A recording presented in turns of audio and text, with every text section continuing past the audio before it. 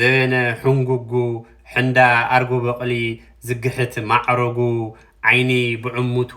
ምድሪ ብዕውራ ፀሓይ ተወፀቲ ገና ካሰፈራ ንጎህቦኽ ብደበለት ከረን ተሓንግራ ደርሆ ካብ ምንቋዩ ወርሒ ካብ ምፅዳቃ ለይቲ ካብ ምውጋሑ ፀሓይ ካብ ምብራቃ ኣዶ ብፅዑድያ ሓፍቲ ብዕሩቃ ባህጊ ካብ ምጥናሳ ተስፋ ካብ ምስናቃ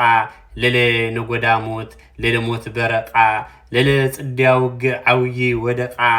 ድንኳን ተይፈረሸይ ብኽያት ተያዕደሰይ ብስብስቲ ወላድት ጠስም ተይረሓሰይ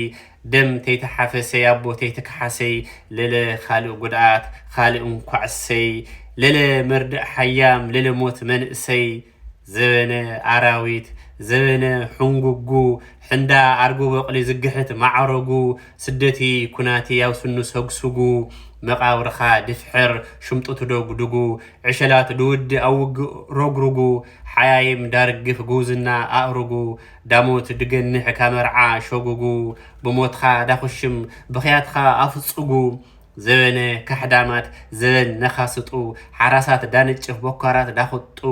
ተስፋኻ ዳጸልምት ሞራልኻ ድሸብር ርሕብኻ ደይዕንግል ብኽኻ ደይጥብር ካብ ሰብ ትወለድኻ ምስ ሰብ ደያንብር ሓያሚ ጎበዚ ኣብ ቀየ ደይድምብር መርዓኻ ድዘርግ ቃብረኻ ካዕምብር ወላዲ ደያጠውር ሓውኻ ደያቐብር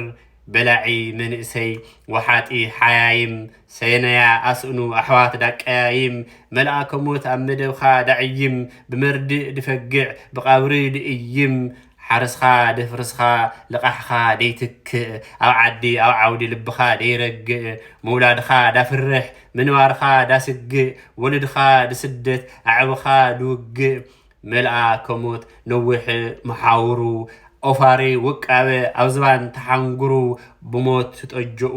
ተስፋታት ደንብሩ ከረናት ኣዕዝሩ ባሕሪ ኣሻግሩ ከዓዲ ከዓውዲ ካመረባ ኣቕፍሩ ኣዕዝሩ ድሰድድ ካቀየ ካድዋሩ ዓሌትኻ ዳፍልስ ካብ ዓዲ በርቁቁ ልቢ ከይትገብር ልብኻ ሰረቁ ምስሓው ዳያሳኒ ኣመልኻ ኣርቁቁ እኩይ ድሓዚ ሕማቕ ልምምድ ጎይታነት ኣሕድጉ ባርነት ዳልምድ ዓድጓና ካልምዕ ዓድኻ ደሐምድ ድሕሪ ፅድያ ሞት ድሕሪ ናሞት ካፋ ጉልውጥ ቆራጦኡ ነፀላ ወንዘፋ ጓሓቲ ምሸቲ ዝሕንዝሕ ሓኹፋ በሪ በሪ ትርኢ ኣብራካ ዓፅፋ ገና ትኩስ ሓዘን ልባ ተይጠገገይ ወልዱ ዘሙዱ ቆልዓ ተያእለገይ ሰርኪ ትመዓዶ ብዓዲ ብደገይ ካሕሉፍ ደይመሃር ኩልሻዕ ድጋገይ ሓዘንተኛ ወላድ መርዲ ዳደንገፃ ፈለግ ብኽያት ድኾነ ማድያታም ገፃ ሕርማ ከይታውፅእ ቃብሪ ደያቕበፃ ሓመድ ኣዳም ደይጠዓመ ምድሪ ኑር ሙት ደይሞተ ደይረኣየ ቃብሪ በረኻ ደቓረ ደራር ዓረር ኣብሪ ወይሱ ኣይምለስ ወይሳይ ትኾዶ ሽኳንስ ድህወቱ ቃብሩ ምግናይ ጋዶ ምስዕስለ ብፆቱ ድሮን ዳዓጎዶ ናለሚ ወላዲ ዳግነኻዮ ገንዲ ኑር ተይፈተንኻይ ተያድሕዝኻይ ጉጂ ወልድኻ ዳዓረር ኣዕብኻ ድፈንጂ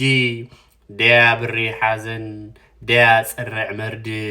ዘርእኻ ዳፍልስ ዓሌትኻ ድውድእ ብናተማለ ሓዘን ብናነጋ ተስፋ